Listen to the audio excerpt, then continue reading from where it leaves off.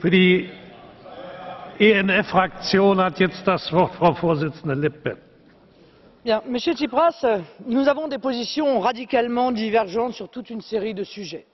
C'est un fait, mais nous partageons le désir de rendre la parole au peuple contre la dictature européiste et technocratique. Et nous nous sommes donc très légitimement réjouis de l'organisation du référendum. Ce référendum en Grèce sur l'austérité signe le retour du politique dans son sens le plus noble au sein d'une Union européenne souvent réduite à des attitudes technocratiques.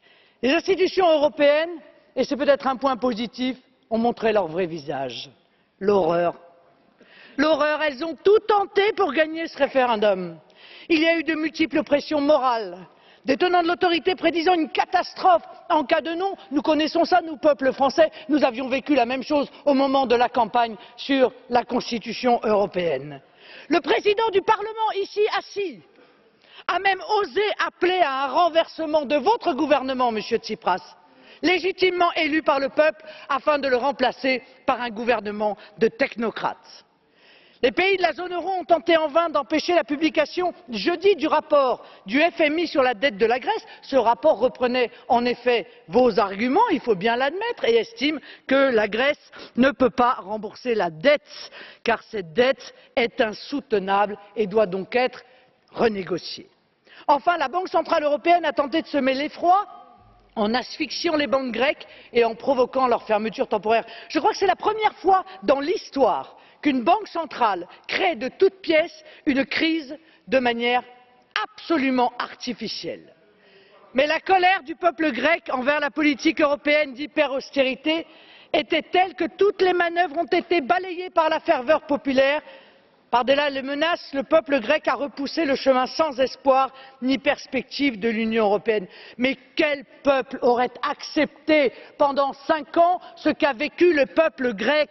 Bon sang, lesquels auraient accepté cela? Messieurs du PPE et les libéraux qui ont applaudi frénétiquement le réquisitoire de M. Weber, vous accepteriez, vous, de faire campagne? Vous êtes d'accord avec ça? Mais faites donc campagne en promettant au peuple, à vos peuples respectifs, 25% de baisse des salaires, 25% de baisse des pensions.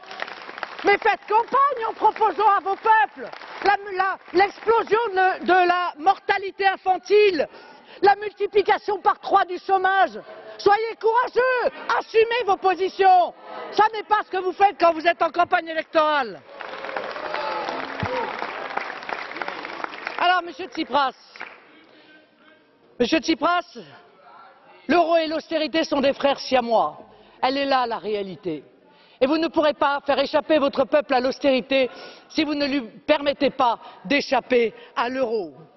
Moi, ce que je pense, c'est que la Grèce doit, en accord avec les institutions européennes, de manière concertée, tranquillement organisée, sortir de cette mâchoire de fer que représente l'euro pour l'ensemble des pays du Sud.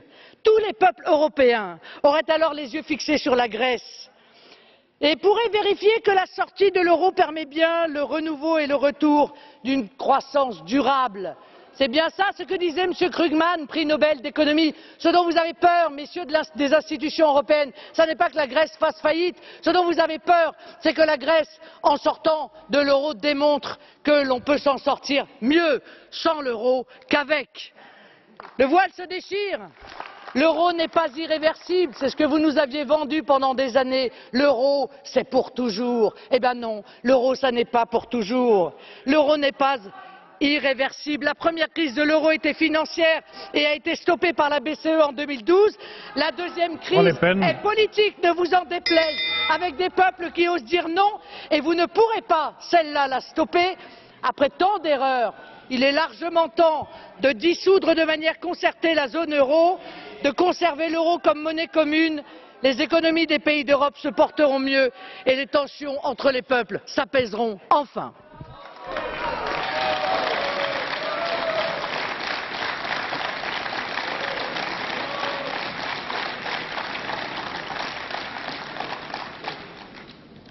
Das Wort hat jetzt der fraktionslose Abgeordnete Synadinos. Ευχαριστώ. Πρωτίστως θα ήθελα